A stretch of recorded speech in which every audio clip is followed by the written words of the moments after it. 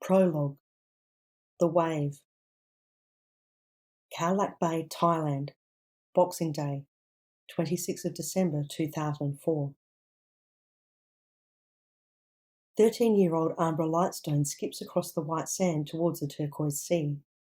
The clear water skimming the sand flirts with her feet.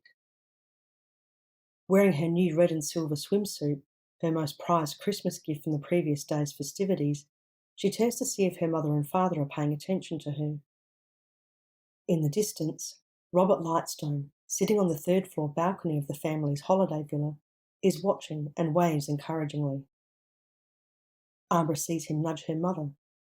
Lillian Lightstone looks up from the book she is engrossed in, waves and smiles at her daughter before returning to her book. Satisfied, Ambra turns back to play in the rippling shallows. Her older brother Jevon would have joined her in her morning swim, but today he has gone on a motorbike tour up the hills behind their villa. She looks up and beyond the villa, wondering if he will see her from the top of the hills. Wading into the sea, Ambra revels in sinking her toes into the sand, burying her feet up to her ankles. She goes deeper into the water. The caress of the sea is irresistible. She slips into the water to lie on her back and float, gazing up at the powder blue sky. A perfect morning. After a minute or so, Ambra rights herself, pulling her wet hair back behind her neck and wringing out the seawater. She squints into the bright sunlight, taking in her surroundings. Around her are the sights and sounds of carefree bliss. A young couple waiting in the ocean are embracing. A family splashes on the shoreline, the smallest child shrieking in delight. An elderly couple are sunbaking on the beach. Out to sea, fishing boats dot the water. The sun disappears behind one of the few clouds in the sky, casting a shadow across the coast. Ambra's eyes adjust, and she can see further into the distance. One swimmer is much further out than everyone else. Ambra can just make him out, a young man with jet black hair. Perhaps a local, used to these waters? Though in contrast to his dark hair, his skin is strangely pale, almost translucent. No one else is with him, and he appears to be intently surveying the coastline. Then he raises a hand from the water, which Ambra knows is a swimmer's call for aid, and she fears he is in trouble. Yet his face wears an incongruous expression of ecstasy. She waves at him to get his attention. He glances at her and then looks away. She looks about to see if anyone else has noticed the lone swimmer, but everyone in the water in her vicinity is engrossed in their own fun. The sun reappears. She turns back to look for the swimmer, but he has gone. Ambra is convinced he is in trouble, and now she must raise the alarm to get help for him. She begins to head back to shore. Then a most unexpected thing happens. The sea disappears, just like that. In one instant, Ambra is standing waist-deep in water on a tropical holiday. The next, the joyful sounds of other holidaymakers have gone quiet, replaced with confused murmurs as wet bathing suits cling to high and dry swimmers. She wonders if the swimmer she had noticed was swept away in the receding water. He is nowhere to be seen. She begins to feel anxious for him, and about the sudden retreat of the sea. Ambra looks around to see if her parents have noticed this odd incident, but her mother is still buried in her book, and her father appears to be napping behind his sunglasses. She notices some disturbance along the shore, people gathering, pointing. A shark? Ambra is a surf lifesaver in training at home, and she is well aware sharks are one of the biggest threats in the ocean. There seems to be some shouting, but she can't make out what is being said. She looks out to sea again, though the shoreline is now far below where it had been all morning and the evening before, when she had celebrated Christmas with her parents and Jevon. Something is not right. Then, far in the distance, she sees a concave of blue sitting above the horizon. It is almost imperceptible at first, But as it draws closer, she can see it is clearly racing towards her and growing larger. The sea is returning, fast and fierce. "It's a tidal wave," she shouts to warn anyone within hearing distance, frantically waving to get the attention of the couple and the family with the child. "Hey, you have to run as far from the beach as you can and get up as high as you can," she screams, shouting and pointing to the horizon, then the shoreline, receiving quizzical looks in return. The older couple who had been sunbaking sit up. "What are you talking about?" says the woman with a slight accent. "Oh, what has happened to the sea?" Get up and run," yells Ambra. Her head snaps around to look at the shore, but her parents on the balcony are still unaware. She holds her hands out in front of her. They are shaking uncontrollably.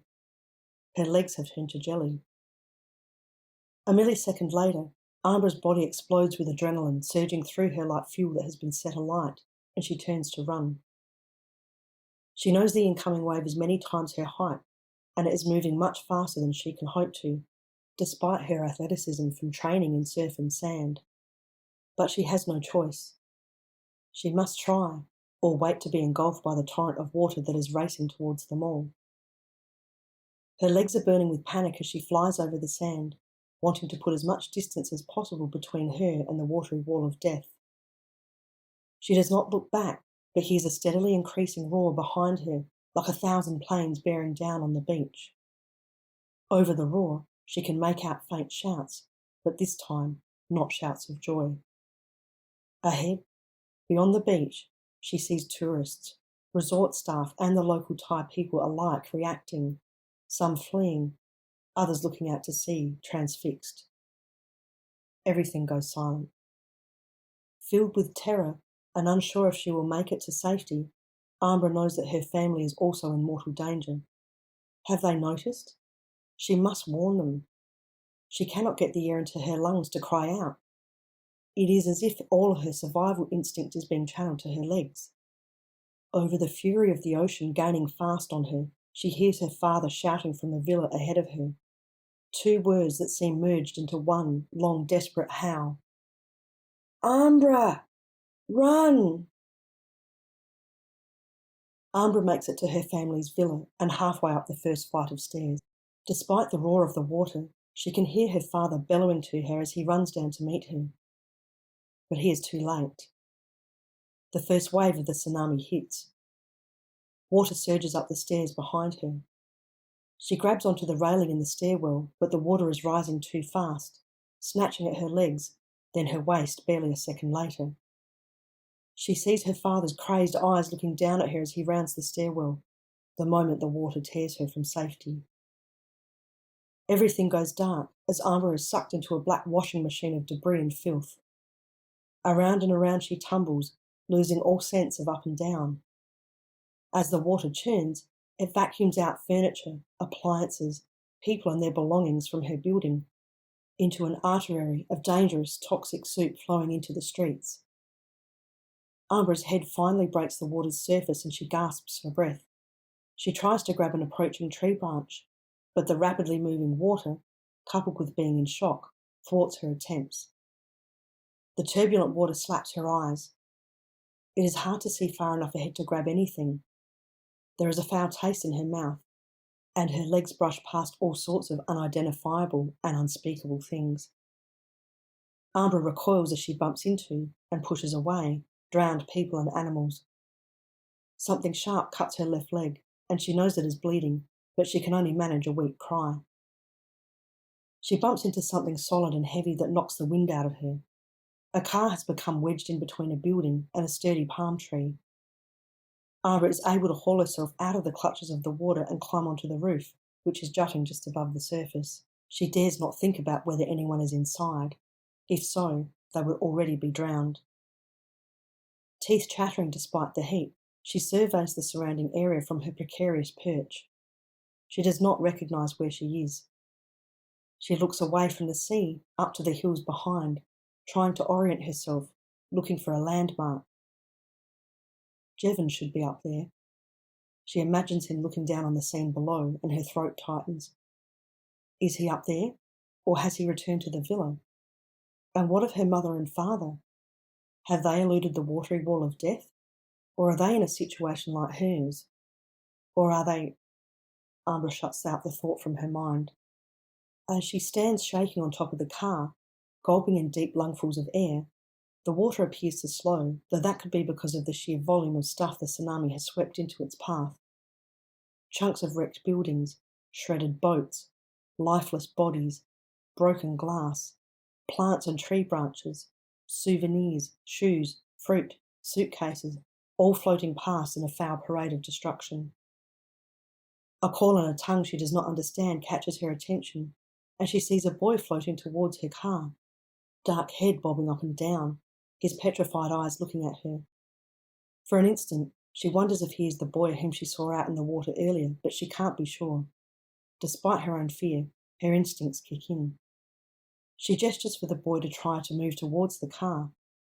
The water level has dropped slightly, and she realises he is not going to wash past within arm's reach. Looking around, she finds nothing to aid her, no lifeline to throw to him. There is only one option, and no time to waste. Ambra peels off her one-piece swimsuit and, strangely given the circumstances, feels a rush of embarrassment as she stands naked on the car roof. She holds one end of the suit and waits for the right time to cast the other end to the boy to give him the best chance of grasping it. But the tsunami is not yet done. A second surge is churning on shore and moving inland. Ambra drops to her hands and knees and flicks the loose end of the suit towards the boy, who grabs at it and manages to hang on. She lies flat on the car and attempts to reel the boy in. He is calling the same words rapidly, over and over, like a mantra. Ambra doesn't need to understand what they mean to understand their meaning. She uses all her strength to fight the current and, using her swimsuit rope to draw him closer, is able to grab the boy's wrist. He is wearing a braided leather bracelet on his wrist, which helps her maintain her grip. Then the second surge hits. The car wobbles ominously. The boy's eyes are large with fright as the force of the surge causes Ambra to lose her grip on his wrist. Her fingers snag under the bracelet, a tenuous last line of defence. But the water is too strong. The leather bracelet snaps, and she watches in horror as the water snatches him away, still clutching her swimsuit. In the next moment, he vanishes under the water. Over the surge, she hears hysterical screaming and looks up to see a Thai woman on the roof of a still-standing building which had been closer to the shoreline. She is pointing to the spot where the young lad vanished, her petrified eyes darting between the last sighting of the boy and Ambra. She fixes her gaze on Ambra, her face contorting with anger and shock as she wails her grief. Ambra shakes her head, waving her upturned palms towards the woman. "No, no, no, no, no! I didn't let go of him! He slipped!" she cries. The woman continues to howl from the building roof. Though her words are incomprehensible to Ambra, every one of them hits her like an arrow. Ambra collapses on top of the car roof, clutching the boy's bracelet, and bursts into tears, for the boy and for her parents and brother who could well have met the same fate. She goes into shock, lapsing in and out of consciousness. She is still lying comatose, curled up on top of the car roof when rescue teams find her 5 hours later. Devoid of any other effects or clothing that could identify her, her rescuers assume the leather bracelet she has clutched in her hand is hers, and so tie it to her wrist. It is 3 days before Ambra is reunited with her family, who are mercifully all alive. Jevon, because of his decision to go on a tour, and her parents because of the height and structural strength of the building they were in when the wave hit.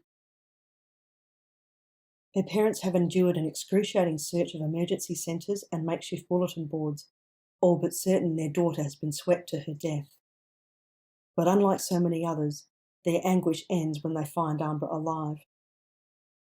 Ambra, traumatised, bruised and sore, and fighting an infection in her leg where the open wound had been exposed to the polluted water, is repatriated back to Australia, where she fights off bacterial infections with a cocktail of various drugs that make her nauseous. Her lung function is affected by the amount of mud she has inhaled, which she is still coughing up months later, and her sinuses and ears have to be operated on to clear them of silt. And every night she is shaken from her sleep, crying out as the wave chases her, and as the black water snatches a small boy from her grasp. But she has survived. Almost 250,000 other souls, both locals and visitors, in countries from Indonesia to Thailand, from Sri Lanka to India, have not.